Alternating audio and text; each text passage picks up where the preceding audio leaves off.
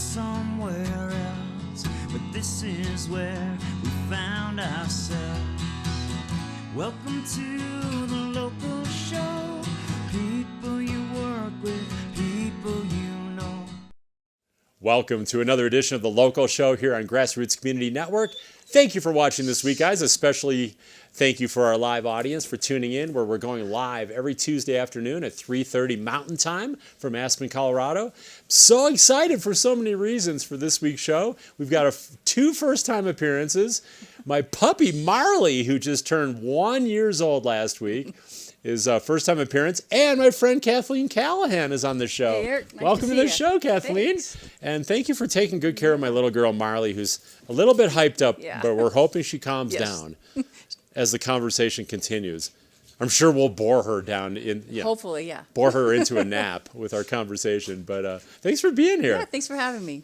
And we got so much to get to today, but I wanted to start with one of our mutual passions and loves, besides Marley, but our love of cycling. Yes. And your family, the Callahan family, has been featured in the local newspaper for your love of cycling. And what is it that you guys really love about cycling, and what are your favorite aspects of cycling? I think as a family, when the kids were little, we do bike touring.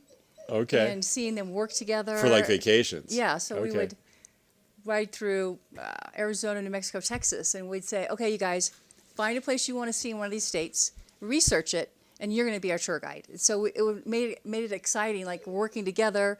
You get to a site, and your children are like, let me tell you about this.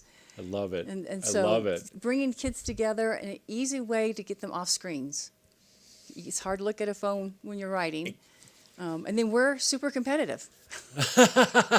So you kind of put them in charge there. Yeah. And they do the research, and they're really engaged. Very engaged. And then they can be your guides, like you said, when you get to these destinations. You're just bike riding every day. And like, what kind of distances? Like, I'm sure that kind of changed through the years, right? Probably, yeah. We Come started here, pretty Marley. hard, 50 to 80 miles a day. Okay, We'd take a couple rest days, and we were in, I think, Arizona. We're at Anasazi Ruin, and one of the kids was doing their tour guiding for us, and other people that weren't with the family were like, "Oh, really? Tell me more." Oh, they're like tuning into the guided Right. experience. And just to see your children girl. build their confidence Right, in right. so many different ways. Their physical capacity, the ability to do a research and present it in a way that makes sense and is entertaining. And then what ultimately evolved is you guys would grow the love of cycling and mileage and enthusiasm into racing. And Yeah. your husband, John, is on the Leadville 100 like every year? Every single It's year. like one of two people? One of two people. the world. This will be year 30, so we're expecting a big, huge, belt for finishing it. Oh my gosh. But yeah, John and I come from backgrounds. He's a Nordic you can Olympian. sit, Marley. Good girl. And I was a swimmer, had a national record in swimming, but we Okay. tried different sports. So I didn't start competing cycling until 2007 and just fell in love with it on my 59-pound Schwinn bicycle. Oh my gosh. Oh my gosh. Yeah. That is wild. Yeah, and just got involved with Aspen Cycling Club. You were on the board then when I came in, and Yeah. just the love of competing, the endorphin release, being out there training all by yourself sometimes, and it's Yeah. beautiful here, right? It's amazing. Yeah. And the kids were known to ride their bikes to school year-round. Yes, they which we'd rode- love to encourage more in Yeah. Aspen. And I remember there were days when they were sick and they would still ride their bike to school so they wouldn't miss a day. Oh my God. No competitive there. No days off from bike riding. No, Maybe some days off from school because I'm feeling a little under the weather. I'm like, but you have a can I fever. still ride Yeah, my bike? Exactly. But I'm going to ride my bike. I'm like, okay. Yeah. We're going to take a quick break, Kathleen. Okay. Again, it's so much to talk to. I want to talk to when we come back from the break about kind of crossing over cycling success and success in life. Yeah. So, and we'll hopefully give Marley, maybe we'll give her a little We can find doggy downer. She does not need a puppy upper No, during the break. no. A doggy downer, maybe like a rawhide treat. We'll we can find get her it. on during the break. But we do want to thank our winter underwriters for sponsoring our series, which will go through the month of April. We don't knock off at the end of March like other TV stations. So anyway, guys, I want to thank Haiti Children, Highlands Ale House, Klug Properties, Paradise Bakery, Picken County Solid Waste Center, Red Brick Center for the Arts, Susie's Consignment Aspen. Hope you got a chance to see our show with Jeannie Walla from Susie's last week. Red Brick Center for the Arts I mentioned, Wheeler Opera House, White River Overland, and Sundog Athletics. If you go to our only break of the show, guys, we'll be back in 2 minutes with Kathleen Callahan. And this show is a check up from the neck up. That's right. We're going to talk about our mental well-being as well. It's all related, so don't go away.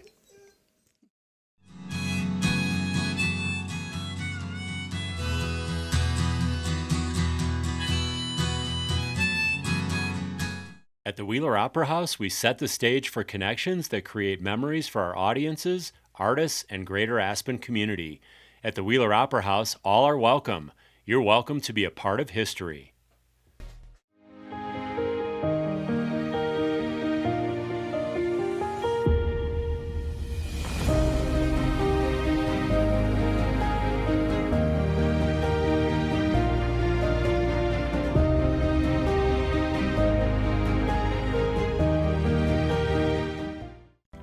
I'm so passionate about this community. I absolutely love living here and raising my family here.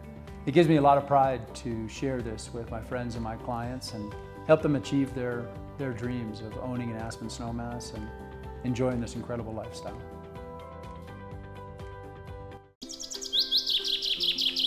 Want to live like a local?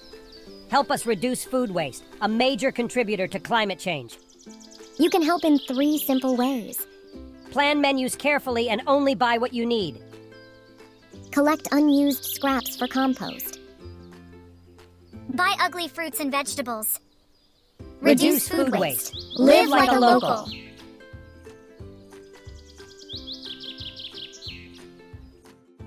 Red Brick Center for the Arts is Aspen's hub for creative activity, offering youth and adult art classes, gallery exhibitions, artist studios, and nonprofits.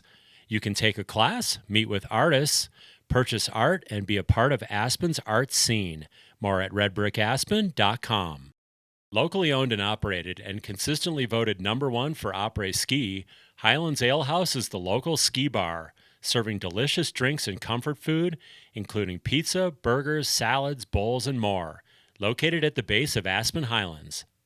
Brought to you by Paradise Bakery and Gelateria, serving Aspen for 42 years. White River Overland specializes in camper van upfitting, catering to mountain outdoor enthusiasts.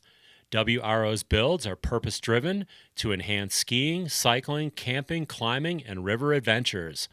WRO is nestled in the White River National Forest in Aspen. Susie's Consignment in Aspen at 600 East Main. Same friendly faces, same great prices, and new items daily. See you at Susie's. Welcome to the local show. People you work with, people you know. We're here back on the local show, guys. Thanks for sticking with us. Marley has moved a little closer to me, and she's a little excited on her first show ever. Yes. Marley, my puppy.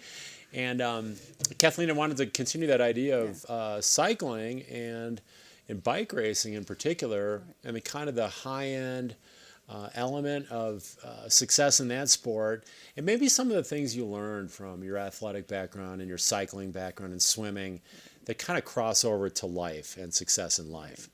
I think one of the things that crosses over is discipline, training, you know, and when you have a hard workout, I never think like, oh my God, it's going to be so hard. I think, how are you going to feel after this? Like, you are going to be the boss once you get this workout done.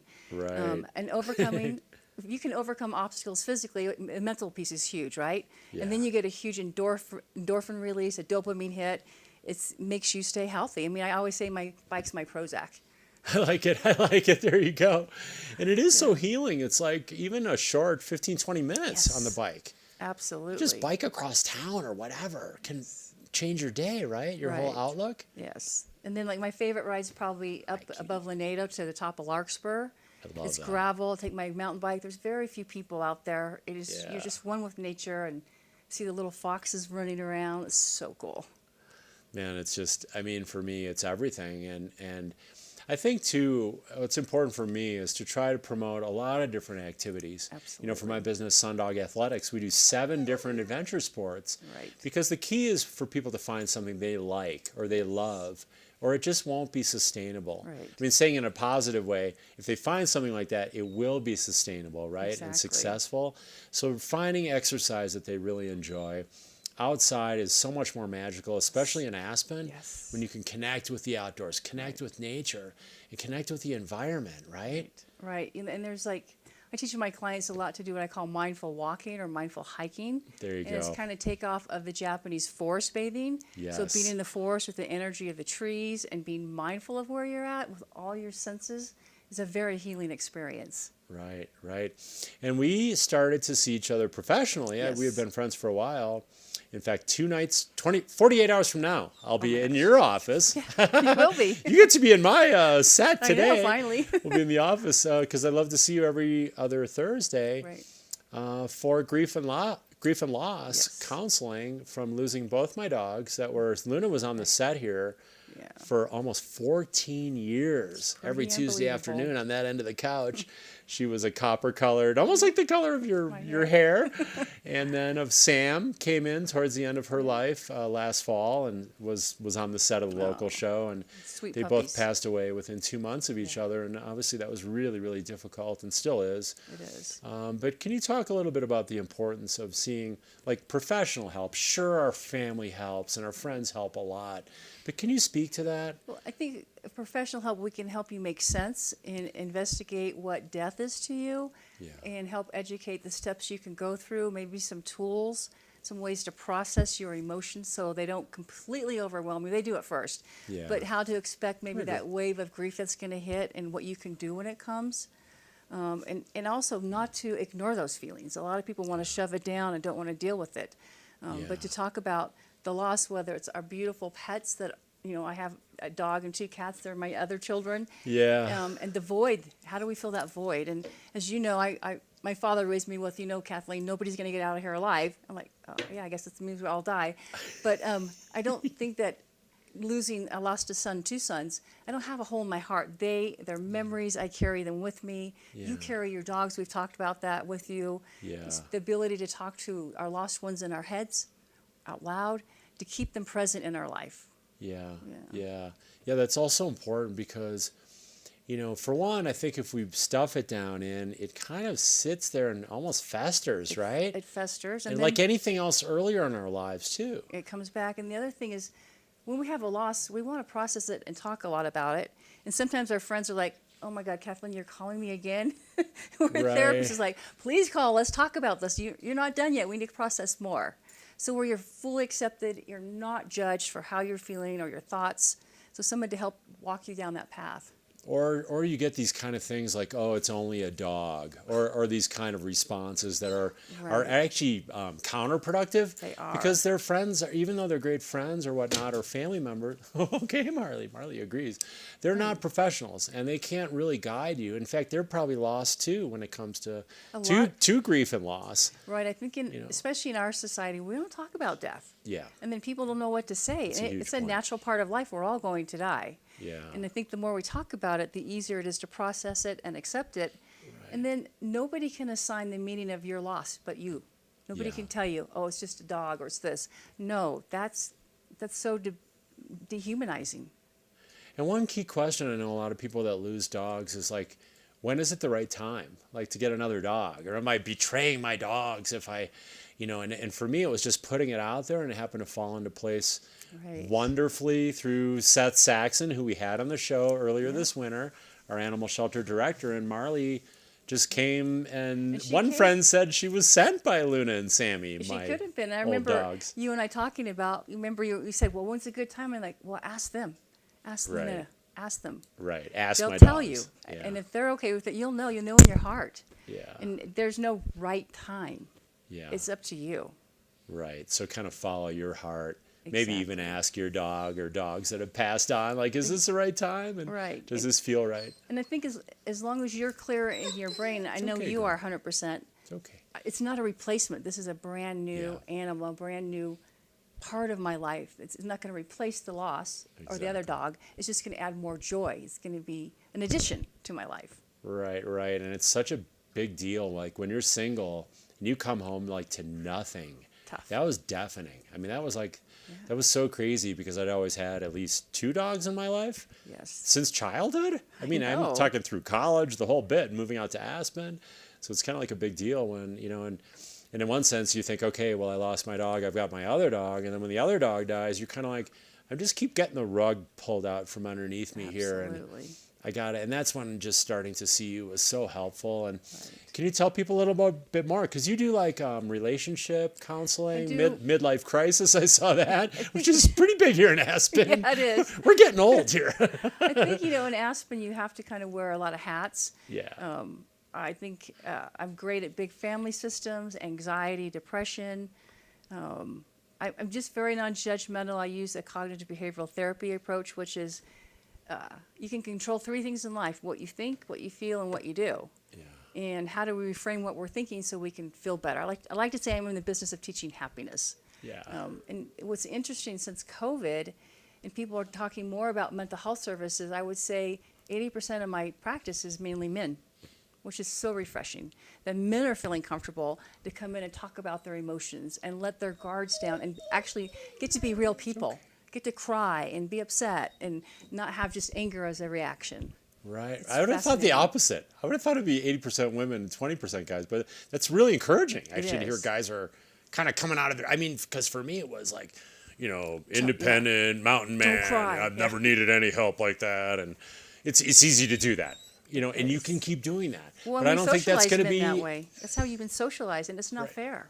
Right. Not fair. And I'm just making so much more progress. So it's like when you teach cycling. Like I started teaching mountain biking, 28 years ago. Sure, your friends can help. Sure, your family can give you tips, but it's not like they are full-time teachers. They don't have the and you're going to make experience. progress, but you're going to take a lot more falls. It's going to take a lot longer. Yeah. It's going to be much more painful. Or get with a professional to accelerate the process, get through it, move on, and get to happiness.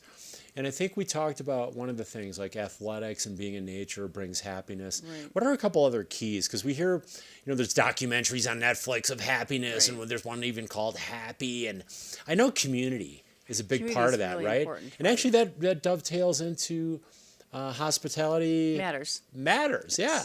Yes. And you're talking about kind of community and how that blends in with your program, Hospitality Matters. Right. So Hospitality Matters is a support group for anybody in the hospitality industry. We started in 2019 just for restaurant workers with such a high suicide rate. And we were able to prevent 3 people we know of from completing a suicide. Wow. And then we had to shut down in COVID, and I restarted it recently with a group of 3 other people that are in the restaurant business, but we opened it up to anybody because most of us in Aspen, we're doing hospitality. Right. One way or the other. Right. It's hospitality. And so we bring in the different resources, professionals, so people don't know. There's a mental health grant. You can get free therapy. There's recovery resources. You can get people to help pay for rehab services. But just to come together and talk. Yeah. So, I staff cases nationwide with other therapists, and we're all talking since COVID of the loneliness. And even the Surgeon General, that's his number one thing, is to wipe out loneliness because it brings depression, obesity. It's just horrible for human beings. And we lost our community. So I'm trying to help put it back together. And so we meet twice a week for a support group where we talk, we support each other. And then the other week, Tuesdays, we're going to do group activities. Tuesday night, movie night, or hikes, all sorts of things. Somebody said, I'm new, I'm 23 years old, I've been here for 8 months, I don't have a friend. I want to be on an intramurals team, but I don't know anybody to make a team. I'm like, done. Hospitality Matters, you can have intramural sports. You can have your team, just to bring people together. So it's the first Tuesday and the third Tuesday of every month? And the locations change. Okay. We're working on our website, so I saw Molly is the new Molly Hotel is your next week is next Molly, meeting. So the first Tuesday we're having, who's coming in? I can't remember. Me. I'm doing it. Well, there you go. I'm going to teach how to reframe. I'm doing a basic cognitive behavioral therapy, how to reframe thoughts. Okay. And the third Wednesday is Rick Magnuson from the Aspen Police Department. Okay. And one of our members wanted to know, what do I do if an active shooter comes in my restaurant, or if I have a violent person, what do we do? So I think that's really timely, considering what happened on Smuggler Mountain. Right, your friend got... With my friend that was in the news, got held up at gunpoint, and my other friend, actually one of my instructors, called it in. Yeah. So, I mean, that's very timely. So, and we ask the group members when they come, let us know what you want to learn about. We have nutritionists coming in, all the different mental health resources. So we do a lot of really interesting things. One of the tips I ask people to do is, what can we do?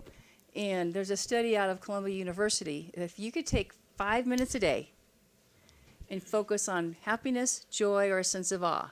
And so you just tell yourself, okay, brain, for the next 5 minutes, I'm going to bathe you in a sense of happiness. And so the first meeting, I handed out bubble wands. And, if you do a bubble wand, bubbles take us back to childhood and the joy and the simplicity. Sure. And one of the group members, a week later, she was at work and getting frustrated. She went outside there on a balcony. She took her bubble wand out. And her colleague goes, "What are you doing? That's for kids." And she's like, I'm getting to my childhood joy. And the other lady started going, "Oh, I want one of those." But you have to tell your brain, I'm going to bathe you in this. So sense of awe for me is just stepping outside and looking at the mountain. Right. Or if you've been in my office, I have a lot of different crystals because I still can't believe Mother Nature made that. No artist can do that. It's just amazing to me. Right. Or I have videos. I'm a mom of 6 children, and I love to watch little infants laugh, little babies laughing. Just brings so much joy. That gets me every time. Those little monkeys laughing. Or the puppy videos, right? Or puppy. Yeah. So it's, again, the program's called Hospitality Matters. And where can people find more information? What's the best way Probably to... call me right now, or go to my email me. Okay. Yeah. So do you want to give us your contact info? It's callahancounseling@gmail.com. Okay. And then my number is 970-618-2044. Okay, cool. And one thing with Hospitality Matters is every Monday from 1 to 2, I do an open door. So you can come in, no fees charged. It might be one person. Sometimes I've had 5, and just talk about what's going on. And when we ran Hospitality Matters before, I remember a couple times group members, people who came to the support group, would bring a friend who wasn't coming to the group, but they thought they needed help, and we could get them hooked into therapeutic services. Right. Because I pretty know all the resources in town, so we can get you where you need to be. Right. But you don't have to do it alone, which is nice. Nobody wants it. It's scary, because therapists bite, right? Well, I found out no harm came to me, only goodness. Yes, thank you. And you know what's amazing is, and I've mentioned this at the end of our sessions, it goes so fast. It's like obviously I have a talk show because I am a talker. Right. I try to kind of give people a little more space, that being said. And actually that leads to another topic, and we've talked about this, is it's difficult sometimes to get the friend or the family member on the phone, or when you do, for a significant amount of time, so you can speak and they can speak and you can have a great conversation. And can you give a couple tips like how to best kind of facilitate that? Because through our counseling, you said, especially coming out of COVID, it's that the loneliness is growing, the conversations are kind of harder to come by, and a lot of it's because people are so busy and they just don't have the time, or they don't make the time. Or they're afraid What to. are just a couple tips, like, to just, I guess, more quality time? I think, if you could honestly communicate from your heart and say, I'm really lonely, I need a friend, or I'm having a difficult time, can you join me on this activity? Yeah. I think just that honest communication from your heart and say, I really need to spend some time with you today, or tomorrow, when can you meet with me? Right. And then I like that other suggestion that you had given me, is do you have a couple minutes to listen? Right. I really need someone just to listen. Yeah, absolutely. So you give them respect, right? Right. To ask because you value their time. Right, because they may not be in a place where they can do it, but they might say, well, not right now, can I call you in an hour? Right. Yeah. And then sometimes they might not call back. They might And not. they might not call back multiple times, right? You could Right. leave messages or emails. And especially when we're talking about Marley death, calls back, by the way. because it's an uncomfortable subject, people may not call back. So don't personalize it. They might struggle with the issue of death and not feel comfortable talking about it. Yeah. They're like, I don't judge anybody. I don't know their journey. Right. How about a couple more keys to happiness? Because I think that's all, like, at the end of the day, it's kind of what we want, right? I mean, we want to be loved. We want to be happy. I think kindness is the greatest key to happiness. Yeah. So if I have a bad day, and I have them, I'm a therapist, I'll go to City Market and I'll buy a bouquet of flowers, and I'll sit on the steps by where the liquor store is. Yeah. And I watch people get out of their cars, and if someone kind of looks down, once they're in the store, I'll run and put the flower under their windshield wiper. No way. And then I'll sit there and watch them come out. Oh my gosh. And that's a great. They don't know I I love did that. it. I don't want them to know I did it. But the look of joy on their face at that instant, flowers bring joy, right? And somebody cared enough to do that. What a neat idea. But then I think about, it's like a drop in a pond, the ripple effect. They're going to go home in a happier mood. Maybe they're nicer to their children or their spouse, their partner.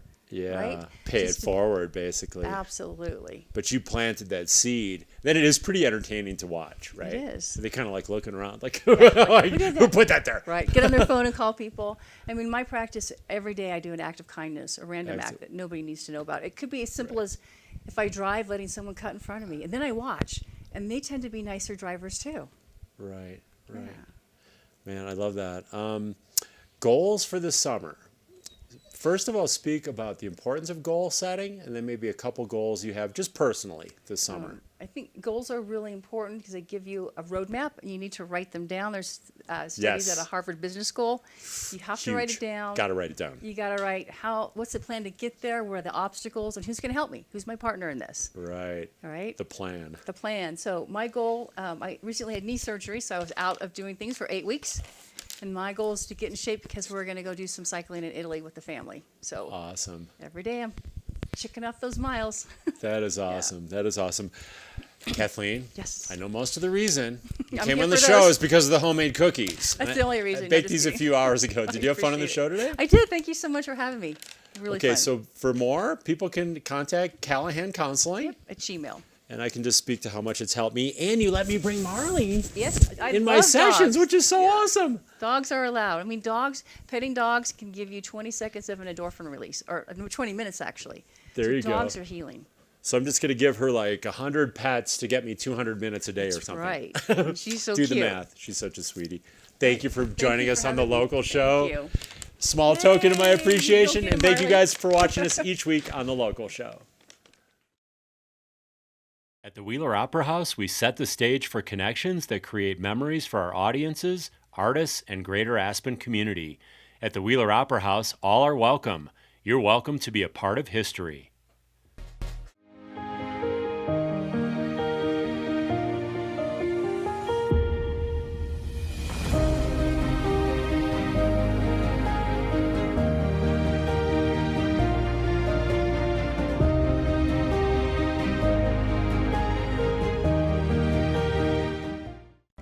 I'm so passionate about this community. I absolutely love living here and raising my family here.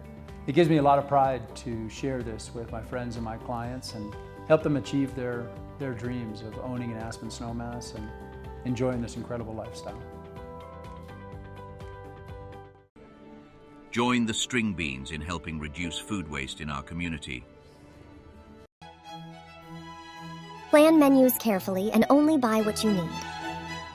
Collect unused scraps for compost. Ask for smaller portions in restaurants. Take home leftovers to eat later. Donate unopened food to our food bank. Let's work in concert to reduce food waste. Sundog Athletics, Aspen's adventure sports school and snowshoeing specialists since 1996. Welcome to